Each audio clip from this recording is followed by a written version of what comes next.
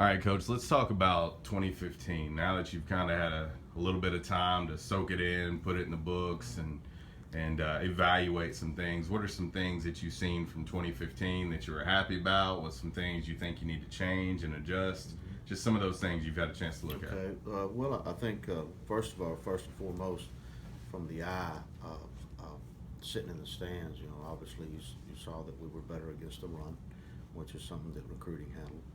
I think we tackled better. We still have a ways to go with that, but I do think that we tackled better than the previous season. The turnovers, we made some big plays on defense. Not only did we get turnovers, but we also converted them into defensive scores. So on the positive side, that we made some great strides in those areas. On the negative side, we gave up too many big plays, and we've got to get that corrected. And then we've got to get better inside the 10-yard line. Those are 2 points of emphasis that we've got to get better at. Last year, we put a point of emphasis to be better in the run game. We put a better emphasis in creating turnovers and making big plays for defense. We created an emphasis in tackling, and then we also created an emphasis on third down defense.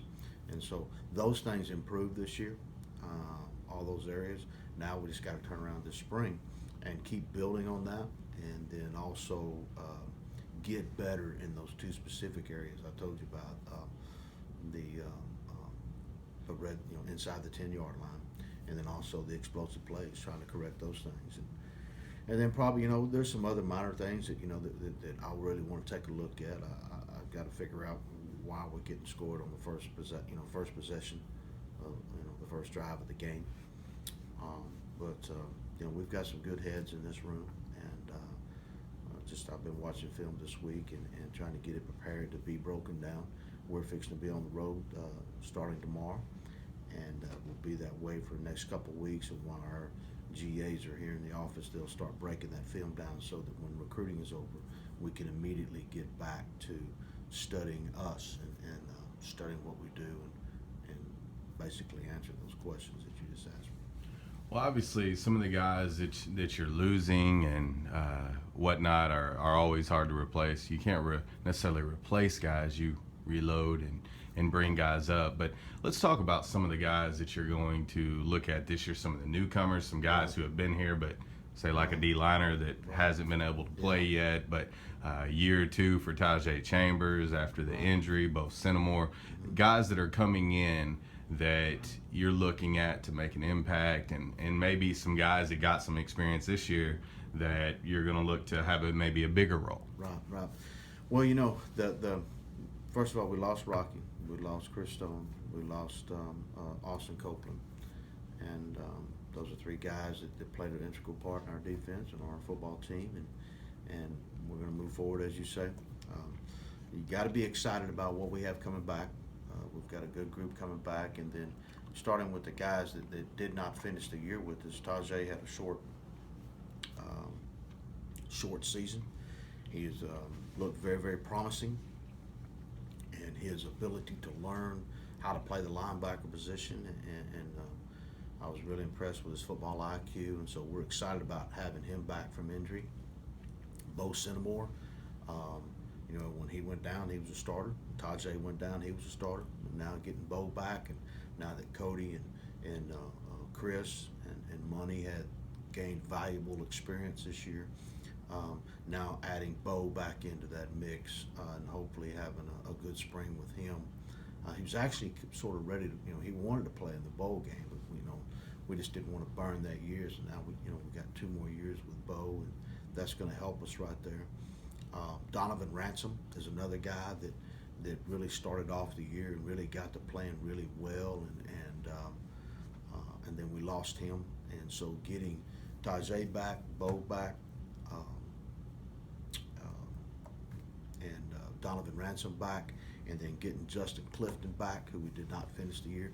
There's 4 guys right there that are starters that that we basically, when they went out, they were starters, and getting those guys back, adding to what we have coming back, we're real excited about that. As far as newcomers are concerned, we added Kyle Wilson, a linebacker out of Hudson County community college.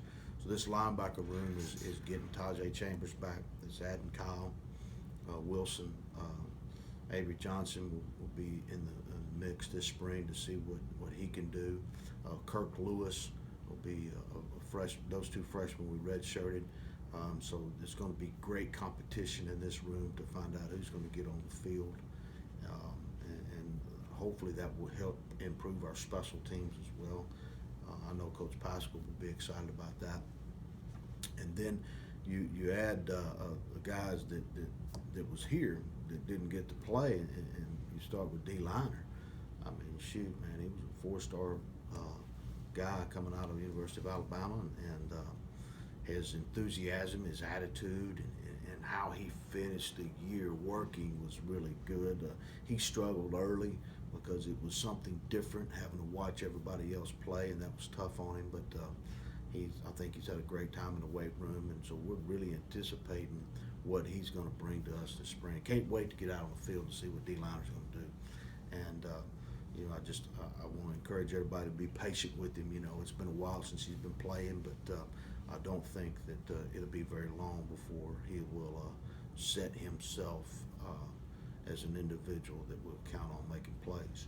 So, we got a good group coming back. I mean, I don't know. There's another freshman defensive end that we redshirted, T.J. Harris, that put on some weight. We're excited about him, and once again getting Justin Clifton back, who was basically a starter. And so there's a lot of good things. You know, we've got to add a corner, at least one in this class, and probably a couple more DBs, and to try to pick that depth up in the back end. And so, I'm really looking forward to what we can put on the field in August. You know, one of the biggest emphasis last year was obviously the defensive line, and you guys attacked that and made some changes there. And, you got a Robert Mundy in, and he played a big role. Waylon, big role. That defensive line, Jake Swally, set the tone, and you could just tell. And I always emphasize and talk about this so often to people is how it affected the back end of the defense. I mean, it made it easier to be a defensive back, whether you're a corner or a safety. It made it easier to be a linebacker because you're slowing those guys down on the front end. Just evaluating that and looking what you guys did on the front end last year. Just your thoughts now that you can kind of look back at that and maybe what you want to do differently. Obviously, plugging in a D-liner is going to help and whatnot, but just what you've seen from that defensive line and, of course, what Coach Early did with it. Right. First of all, Coach Early did an outstanding job getting those guys ready to play every week. I think one of the biggest things that we do here at Arkansas State, I'm a former D-line coach. I used to coach D-line as well, and it's a different position than the rest of them. I mean, of course, they're all different, but I mean, it's you can't give those guys a whole bunch. The biggest thing is you just got to cut them loose and let them play. And let them play hard, and I think that's what we try to do here in our defense is let those guys play, and instead of all the confusion with all the different looks that people give you now on offense. I really think that that's a big reason why we had success against App State as opposed to the year before. This year we decided to let them play and not give them a lot of stuff and just put their hand down and let's roll. But those guys up front really set the tone for us to play at linebacker, and then if they're in the face of the quarterback, it obviously helps the defensive back. So I anticipate this room in here, the linebacker room, being a much better group next year because of the experience that was gained from the front that we had that played out there this year. Let's talk shift gears a little bit and talk recruiting in regards to what you're looking for, what you guys will look for position-wise, depth-wise, things like that. Obviously, we don't talk names, but as we're sitting here and you guys are about to hit the ground running, and it's going to be wild for the next few weeks. What's some of the things on the defensive side that you've talked to your staff about, and maybe you guys collectively as a whole staff have kind of talked about needing to fill? Well, what we've got to do is, last year we traveled 4 linebackers the last 2 years. And Austin Copeland was a late pickup when we got him, so he was the fourth guy. And last 2 years we've been really, really shallow at that position. And so it just a guy turns an ankle. I mean, all those guys play on special teams. You see Xavier run down on the kickoff and stay out there and play linebacker. And so that we're trying to improve. After that first year, we had to get the depth in the front. All right, and then now we got to start moving backwards.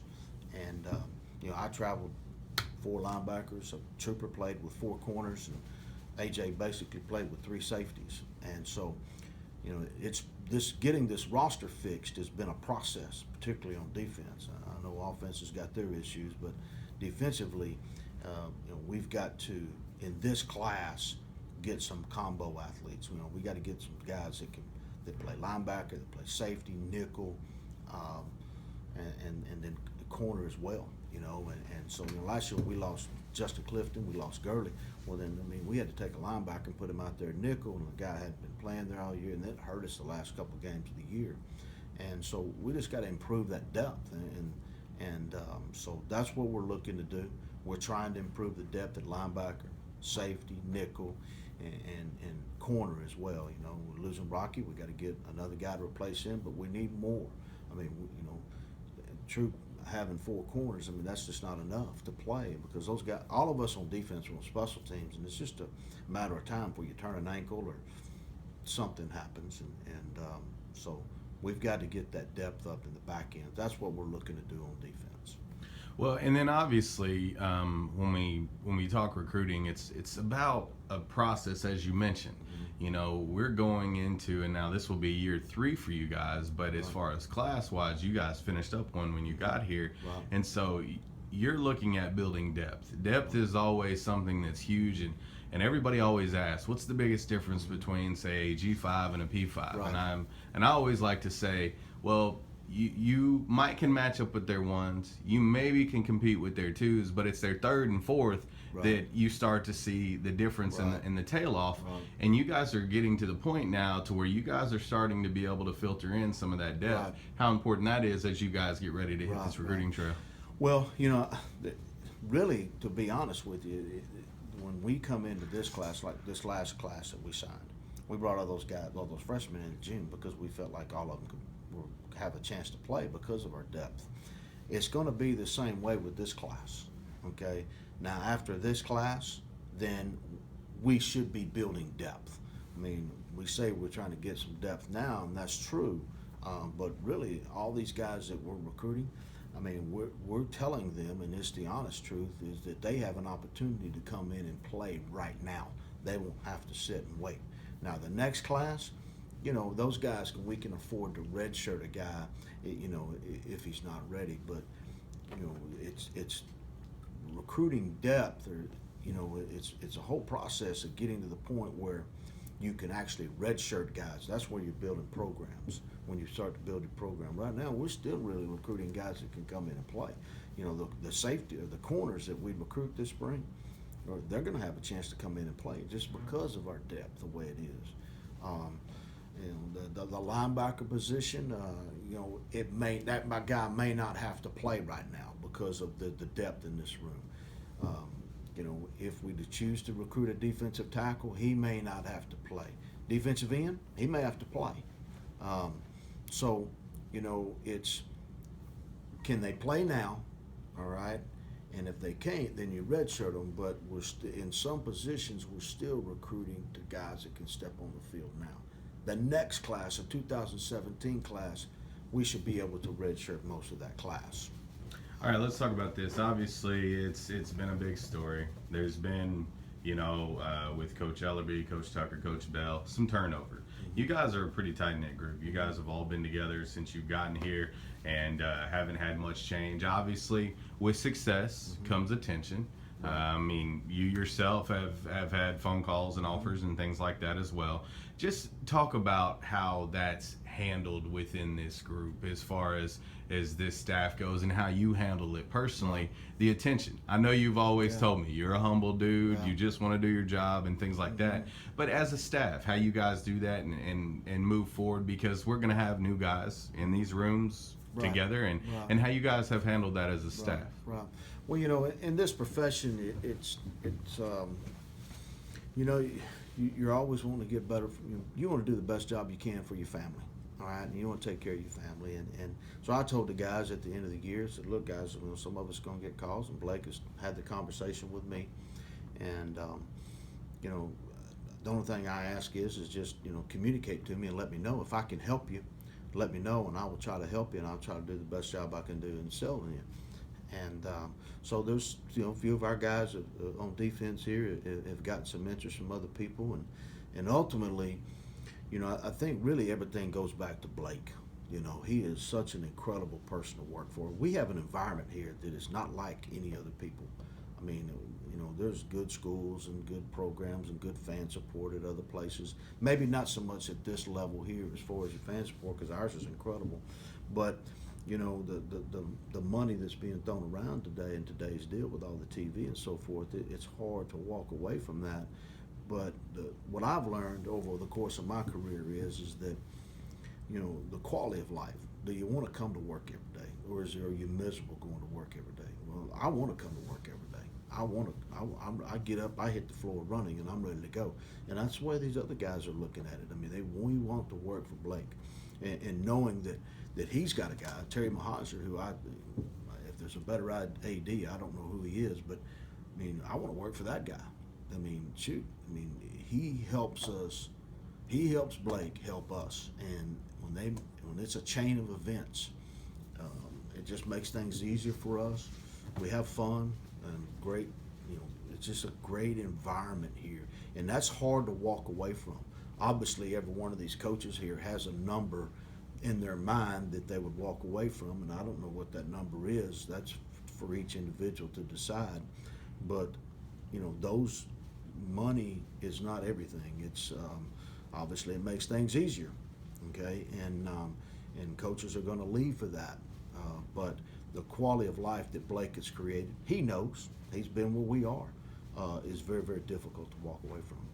Well, and speaking of that, you know, when you have changes, obviously you guys are going to have some new faces around here, and one of those new faces you happen to know. He's the newest addition to the staff, and he'll be the offensive coordinator, and that's Coach Buster Faulkner. Yeah. And you have a nice relationship with them, and you guys go way back. Yeah, we do. You know, I was working in Texas at Texas A&M Commerce, and Buster came over for his last year of eligibility from Valdosta State, and played quarterback there for us, and so I kind of built a relationship with him there.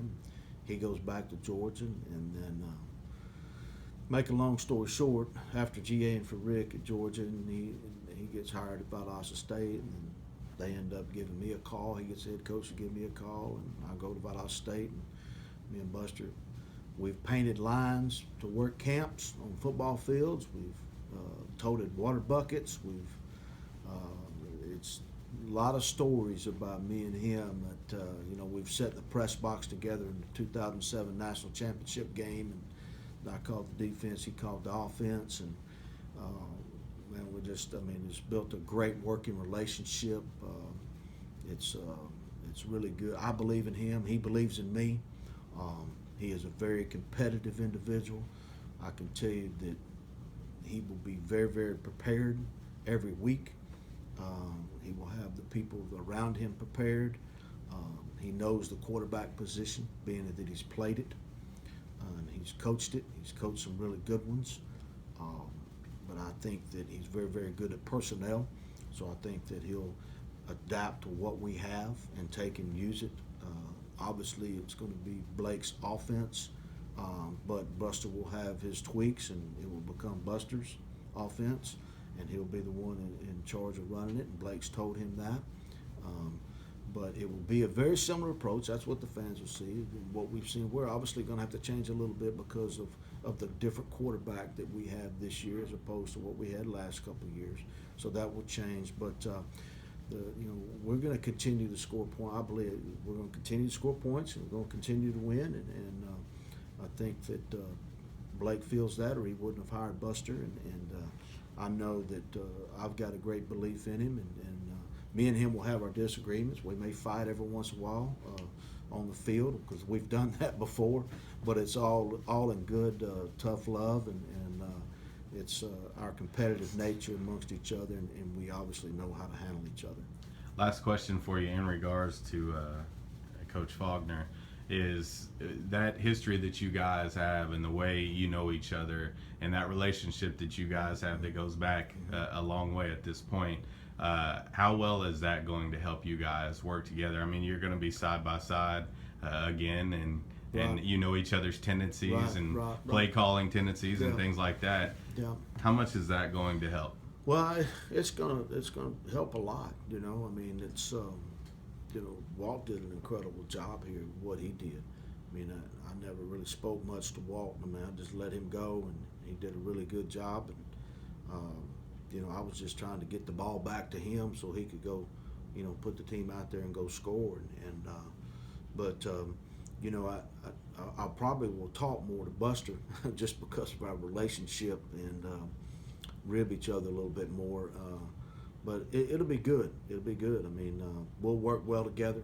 He knows that if he needs something in practice, that I'll give it to him, and I know that I'll get the same from him, because we have had that working relationship before.